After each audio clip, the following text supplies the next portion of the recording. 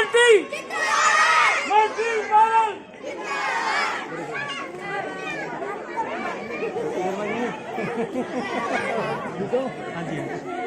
Congress party Congress party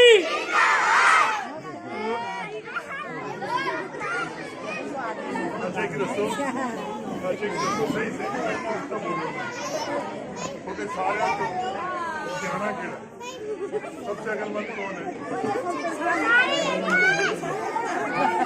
और बताओ mummy daddy को तंग कौन करता है? मम्मी डैडी को तंग करता है?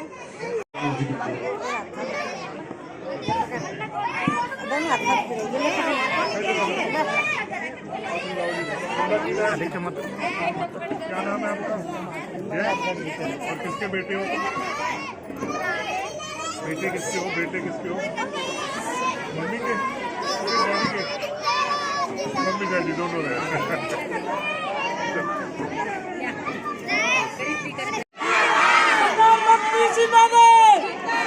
कांग्रेस पार्टी बादल जिंदाबाद जिंदाबाद।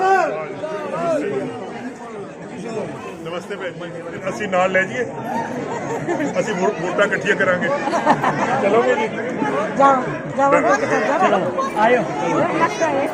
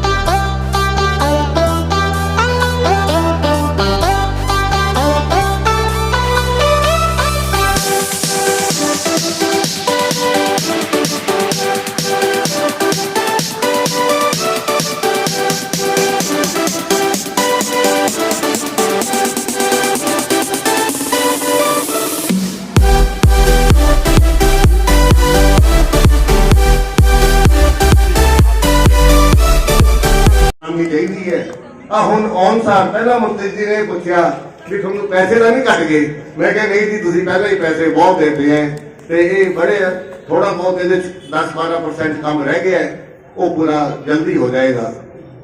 ਦੋਸਤੋ ਜਿੱਥੋਂ ਤੱਕ ਬਠਿੰਡੇ ਦੀ ਡਿਵੈਲਪਮੈਂਟ ਦਾ ਤਾਲੁਕ ਹੈ ਇੱਜ਼ਤਮਾਨ ਮੁਹੱਲੇ ਦੇ ਬਜ਼ੁਰਗੋ ਤੇ ਨੌਜਵਾਨ ਦੋਸਤੋ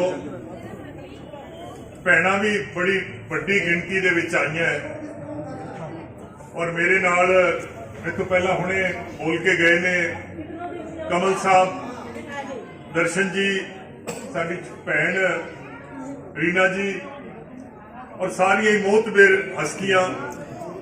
ਨਿਹਾਇਤ ਖੁਸ਼ੀ ਦਾ ਮੁਕਾਮ ਹੈ ਕਿ ਅੱਜ ਇਹ ਜਿਹੜੀ ਆਪਣੀ ਧਰਮਸ਼ਾਲਾ ਸੀ ਔਰ ਬੜੇ ਲੰਬੇ ਸਮੇਂ ਤੋਂ ਅਸੀਂ ਇਹ ਮਹਿਸੂਸ ਕਰਦੇ ਸੀ ਕਿ ਸਾਡੇ ਪਰਿਵਾਰਾਂ ਦੇ ਵਿੱਚ ਕਿਉਂਕਿ ਇਹ ਜ਼ਿੰਦਗੀ ਦਾ ਅਸੂਲ ਹੈ, ਖੁਸ਼ੀਆਂ ਵੀ ਆਉਂਦੀਆਂ ਗਮੀਆਂ ਵੀ ਆਉਂਦੀਆਂ ਔਰ ਜਿਹੜੀਆਂ ਸਾਡੀਆਂ ਖੁਸ਼ੀਆਂ ਗਮੀਆਂ ਦੇ ਵਿੱਚ ਜਿਹੜੀ ਸਾਡੀਆਂ ਧਾਰਮਿਕ ਜਾਂ ਸਮਾਜਿਕ ਰਸਮਾਂ ਹੈ ਤੇ ਰਸੂਮਾਤ ਹੈ ਉਹਦੇ ਵਾਸਤੇ ਸਾਨੂੰ ਕੋਈ ਮੁਨਾਸਿਬ ਜਿਹੜੀ ਜਗ੍ਹਾ ਹੈ ਆਪਣੇ ਮਹੱਲੇ ਦੇ ਵਿੱਚ ਉਹ ਹੋਣੀ ਲਾਜ਼ਮੀ ਹੈ। ਉਹ ਕਿਸੇ शायर ने लिखा है कि खुदा ने जिन्हें ऐश बख्शे हैं वहां गम भी होते हैं, जहां बजती हैं शहनाइयां वहां मातम भी होते हैं। सो और जाहिर है कि मैनू राजनीति 27 साल हो गए, मैनू खजाना मंत्री बनया ਇਹ ਜਿਹੜਾ ਨਵਾਂ ਸਾਲ ਹੈ 10ਵਾਂ ਸਾਲ ਚੱਲ ਰਿਹਾ ਹੈ ਤੇ ਜ਼ਾਹਿਰ ਹੈ ਕਿ ਇਹਨਾਂ 10 ਸਾਲਾਂ ਦੇ ਵਿੱਚ ਮੇਰੀ ਕਲਮ ਨਾਲ ਸੈਂਕੜੋਂ ਕੀ ਲੱਖਾਂ ਕੰਮ ਹੋਏ ਹੋਣੇ ਆ। ਕਿਤੇ ਬਿਜਲੀ ਘਰ ਬਣੇ, ਕਿਤੇ ਡੈਮ ਬਣੇ, ਕਿਤੇ ਨਹਿਰਾਂ ਬਣੀਆਂ, ਯੂਨੀਵਰਸਿਟੀਆਂ ਬਣੀਆਂ। ਪਰ ਯਕੀਨ ਕਰਿਓ ਕਿ ਆ ਜਿਹੜੇ ਛੋਟੇ ਕੰਮ ਹੈ, ਧਰਮਸ਼ਾਲਾ ਬਣ ਗਈ, ਕੋਈ ਗਲੀ ਬਣ ਗਈ, ਕਿਸੇ ਦੇ ਟੂਟੀ ਲੱਗ ਗਈ, ਕਿਸੇ ਦੇ ਖੰਭਾ ਲੱਗ ਗਿਆ, ਕਿਤੇ ਬਲਬ ਲੱਗ ਗਿਆ। ਇਹ ਛੋਟੇ ਕੰਮ ਵੀ ਉਨੀ ਖੁਸ਼ੀ ਦਿੰਦੇ ਆ ਜਿੰਨੇ ਕੋਈ ਵੱਡੇ ਡੈਮ ਜਾਂ ਬਿਜਲੀ ਘਰ ਬਣਨ ਦਾ। ਔਰ ਮੈਂ ਇੱਕ ਗੱਲ ਜ਼ਰੂਰ ਕਹਿ ਕੇ ਜਾਊਂਗਾ, ਕਿਉਂਕਿ ਤੁਸੀਂ ਅਖਬਾਰ ਪੜ੍ਹਦੇ ਹੋ, ਤੁਸੀਂ ਟੀਵੀ ਤੇ ਦੇਖਦੇ ਹੋ, ਔਰ ਅੱਜ ਕੱਲ ਤੁਸੀਂ ਅਖਬਾਰਾਂ 'ਚ ਸੁਰਖੀਆਂ ਕੀ ਦੇਖਦੇ ਹੋ, ਤੁਸੀਂ ਟੀਵੀ ਤੇ ਸੁਰਖੀਆਂ ਕੀ ਦੇਖਦੇ ਹੋ। ਟੀਵੀ ਤੇ ਸੁਰਖੀਆਂ ਆਉਂਦੀਆਂ ਕੋਈ ਫਲਾਣੇ ਨੇ ਕਿਹਾ ਉਹ ਦੂਜਾ ਬੰਦਾ ਮਾੜਾ ਹੈ, ਉਹ ਕਹਿੰਦਾ ਨਹੀਂ ਇਹ ਚੋਰ ਹੈ, ਇਹ ਠੱਗ ਹੈ, ਇਹ ਵਤਨ ਦੁਸ਼ਮਣ ਹੈ, ਫਲਾਣਾ ਇਹ ਹੈ। ਸਿਆਸਤ ਦਾ ਜਿਹੜਾ ਬਿਆਨੀ ਹੈ ਜਾਂ ਸਿਆਸਤ ਦੀ ਜਿਹੜੀ ਸਿਮਤ ਹੈ ਉਹ ਬਦਲ ਚੁੱਕੀ ਹੈ।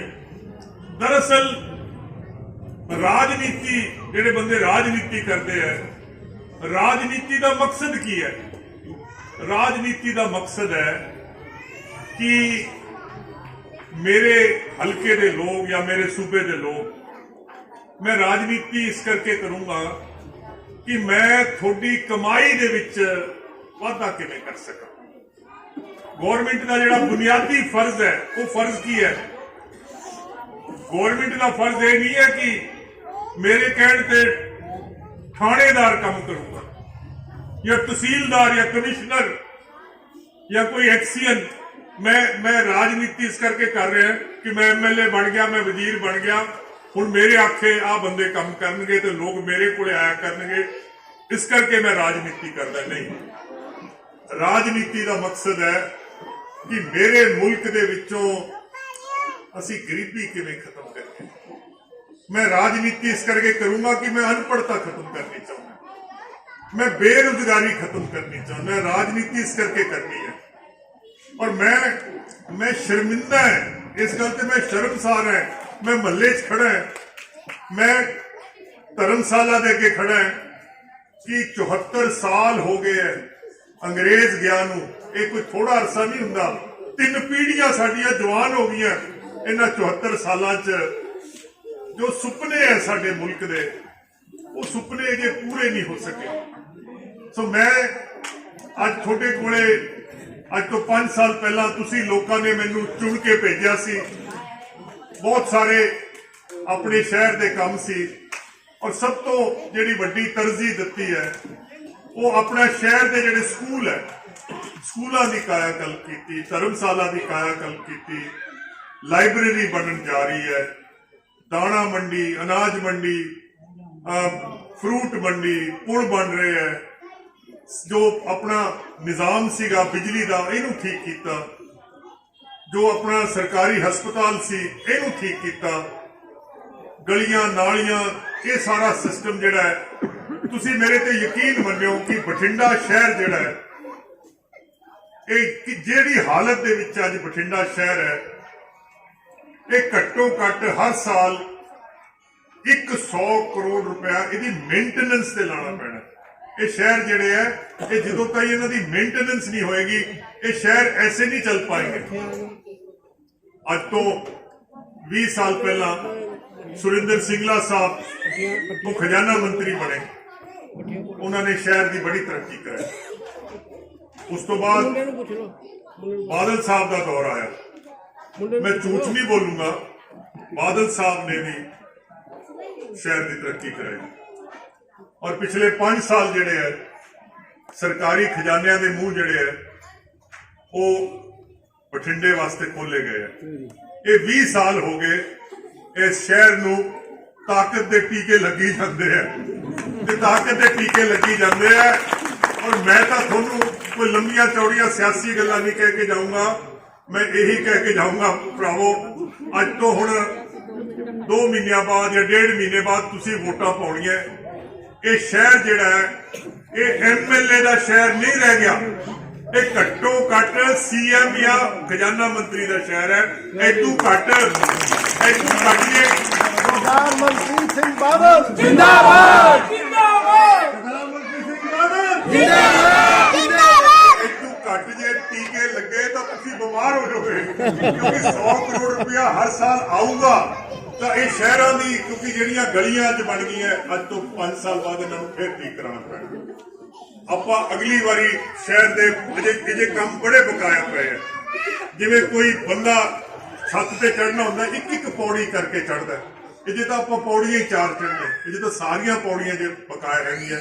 ਸੋ ਮੈਂ ਜ਼ਿਆਦਾ ਕੁਝ ਨਾ ਕਹਿੰਦਾ ਹੋਇਆ ਅੱਜ ਜਿਹੜਾ ਧਰਮਸ਼ਾਲਾ ਹੈ ਇਹਦੀ ਤੁਹਾਨੂੰ ਮੈਂ ਮੁਬਾਰਕਬਾਦ ਦਿੰਦਾ ਹੈ ਔਰ ਇਸ ਦੇ ਨਾਲ ਨਾਲ ਤੁਹਾਨੂੰ ਇਹ ਵਾਅਦਾ ਵਿਸ਼ਵਾਸ ਯਕੀਨ ਤਸੱਲੀ ਕਿ ਜੋ ਵੀ ਕੋਈ ਹੋਰ ਵੀ ਮਹੱਲੇ ਦੇ ਕੋਈ ਕੰਮ ਹੋਣਗੇ ਤਾਂ ਕਾਂਗਰਸ ਪਾਰਟੀ, ਕਿਉਂਕਿ ਜੋ ਕੁਝ ਵੀ ਕੀਤਾ ਹੈ, ਜੋ ਕੁਝ ਵੀ ਆਪਣਾ ਹੋਇਆ ਹੈ, ਸ਼ਹਿਰ ਦਾ ਥੋੜਾ ਹੋਇਆ ਜ਼ਿਆਦਾ ਹੋਇਆ ਹੈ, ਇਹ ਕਾਂਗਰਸ ਪਾਰਟੀ ਦੇ ਦੌਰ 'ਚ ਆਪਣਾ ਅਛੌਣੀ ਬਣੀ, ਇਹ ਕਾਂਗਰਸ ਪਾਰਟੀ ਨੇ ਬਣਾਈ।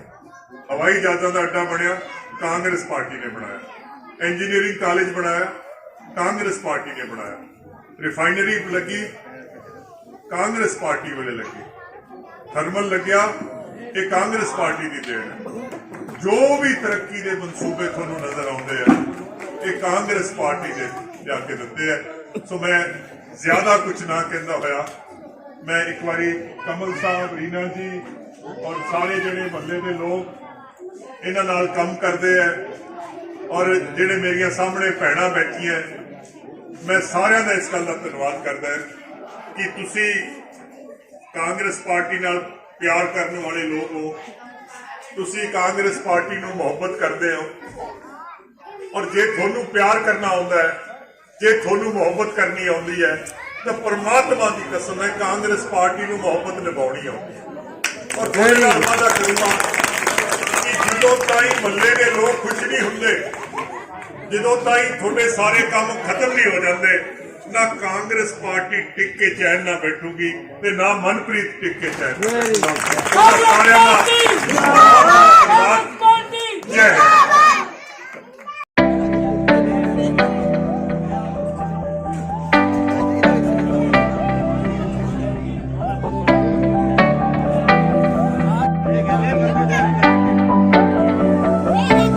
ਅੱਜ ਮਨਪ੍ਰੀਤ ਜੀ ਸਾਡੇ ਵਾਰਡ ਦੇ ਵਿੱਚ ਆਏ ਔਰ ਉਹਨਾਂ ਨੇ, ਜਿੱਦਾਂ ਕਮਲ ਜੀ ਨੇ ਕਿਹਾ ਵੀ ਧਰਮਸ਼ਾਲਾ ਦਾ ਉਦਘਾਟਨ ਵੀ ਕੀਤਾ, ਲੇਕਿਨ ਉਹ ਇਸ ਚੀਜ਼ ਤੋਂ ਬਹੁਤ ਖੁਸ਼ ਹੋਏ ਕਿ ਸਾਰੇ ਮਾਤਾ ਰਾਣੀ ਗਲੀ ਦੇ ਨਿਵਾਸੀ ਉਹਨਾਂ ਨੇ ਇਹ ਰੈਲੀ ਅਟੈਂਡ ਕੀਤੀ ਔਰ ਉਹਨਾਂ ਦਾ ਸ਼ੁਕਰੀਆ ਅਦਾ ਕੀਤਾ, ਕਿਉਂਕਿ ਜਿੰਨਾ ਕੁਝ ਮਨਪ੍ਰੀਤ ਜੀ ਨੇ ਕੀਤਾ ਸ਼ਾਇਦ ਹੀ ਅੱਜ ਤੱਕ ਕਦੀ ਵੀ ਇਸ ਵਾਰਡ ਦੇ ਕਿਸੇ, ਮੈਂ ਐਮਸੀ ਦੀ ਗੱਲ ਨਹੀਂ ਕਰ ਰਹੀ, ਮੈਂ ਤਾਂ ਇੱਕ ਜ਼ਰੀਆ ਹੈ, ਲੇਕਿਨ ਕਿਸੇ ਮਿਨਿਸਟਰ ਨੇ ਇੰਨਾ ਕੰਮ ਨਹੀਂ ਕੀਤਾ ਜਿੰਨਾ ਇਹਨਾਂ ਨੇ ਕੀਤਾ। ਇਹਨਾਂ ਨੇ, ਤੁਸੀਂ ਧਰਮਸ਼ਾਲਾ ਦੀ ਗੱਲ ਕਰੋ, ਤੁਸੀਂ ਗ੍ਰਾਂਟਾਂ ਦੀ ਗੱਲ ਕਰੋ, ਇੰਨਾ ਪੈਸਾ ਪਾਣੀ ਤਰ੍ਹਾਂ ਬਹਾਇਆ ਹੈ, ਘਰ ਘਰ ਪੈਸਾ ਪਹੁੰਚਾਇਆ ਇਹਨਾਂ ਨੇ। ਅੱਜ ਤੱਕ ਕਦੀ ਮੈਂ ਤਾਂ ਨਹੀਂ ਸੁਣਿਆ ਕਿ ਘਰ ਘਰ ਇੰਨਾ ਪੈਸਾ ਪਹੁੰਚਿਆ ਹੋਏ। ਮਿਹਨਤ ਤੁਹਾਡੀ, ਤੁਸੀਂ ਵੀ ਬਹੁਤ ਮਿਹਨਤ ਕਰ ਰਹੇ ਹੋ ਜੀ।